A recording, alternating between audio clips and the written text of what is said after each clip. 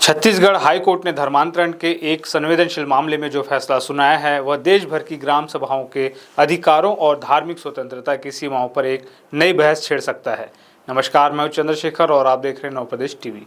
मामला छत्तीसगढ़ के कांकेर और बस्तर जिलों के 8 गांवों से जुड़ा है। इन गांवों की ग्राम सभाओं ने पादरियों और धर्मांतरित ईसाइयों के प्रवेश पर प्रतिबंध लगाते हुए होर्डिंग्स लगा दिए थे। इन होर्डिंग्स को हटाने की मांग को लेकर 2 याचिकाएं बिलासपुर हाई कोर्ट में दायर की गई। याचिकाकर्ताओं का सीधा आरोप था कि ग्राम सभा के ये प्रस्ताव और होर्डिंग्स न केवल ईसाइयों को मुख्य धारा के ग्रामीण समुदाय से अलग थलग करते हैं, बल्कि अल्पसंख्यक समुदाय में भय की भावना भी पैदा करते हैं। उनका तर्क था कि यह भारतीय संविधान के अनुच्छेद 25 जो धार्मिक स्वतंत्रता की गारंटी देता है का सीधा उल्लंघन है।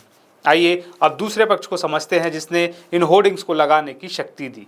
ग्राम सभाओं ने अपनी कार्रवाई के लिए पंचायत अनुसूचित क्षेत्रों पर विस्तार अधिनियम 1996 PESA एक्ट का सहारा लिया। कांकेर जिले की घोटिया ग्राम पंचायत के होर्डिंग्स में स्पष्ट लिखा था कि यह गांव 5वीं अनुसूचित क्षेत्र में आता है। पेसा अधिनियम के तहत ग्राम सभा को अपनी परंपरागत और रूढ़िवादी संस्कृति के संरक्षण का अधिकार है। राज्य सरकार की ओर से अदालत में दलीलें पेश करते हुए अतिरिक्त महाधिवक्ता YS ठाकुर ने पेसा नियमों का हवाला दिया। उन्होंने स्पष्ट कहा कि पेसा नियम ग्राम सभा को स्थानीय सांस्कृतिक विरासत को किसी भी विनाशकारी व्यवहार से बचाने का अधिकार देते हैं और धर्मांतरण को इसी विनाशकारी व्यवहार के रूप में देखा गया।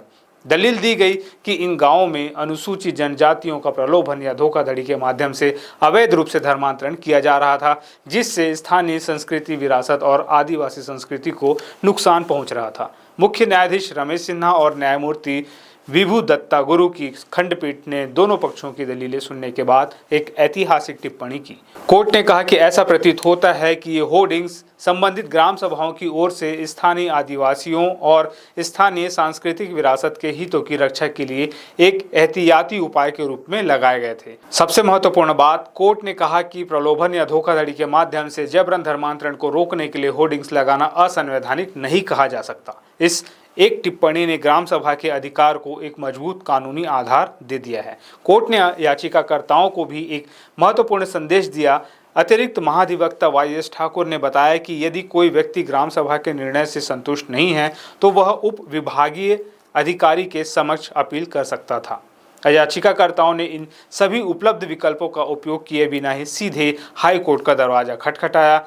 इसी आधार पर कोर्ट ने याचिकाओं को खारिज करते हुए कहा कि उच्च न्यायालय का दरवाजा खटखटाने से पहले बाकी विकल्पों का उपयोग करना चाहिए था। कोर्ट ने अपने फैसलों में यह भी जोड़ा कि अगर याचिकाकर्ताओं को यह आशंका है कि उन्हें अपने गांव में प्रवेश करने से रोका जाएगा या यदि उन्हें कोई खतरा है तो वे पुलिस से सुरक्षा मांग सकते हैं। यह सुनिश्चित करता है कि धार्मिक स्वतंत्रता के नाम पर किसी के मौलिक अधिकारों का हनन न हो। छत्तीसगढ़ हाई कोर्ट का यह फैसला धार्मिक स्वतंत्रता अनुच्छेद 25 और आदिवासी संस्कृति के संरक्षण पेसा अधिनियम के बीच एक नाजुक संतुलन स्थापित करता है।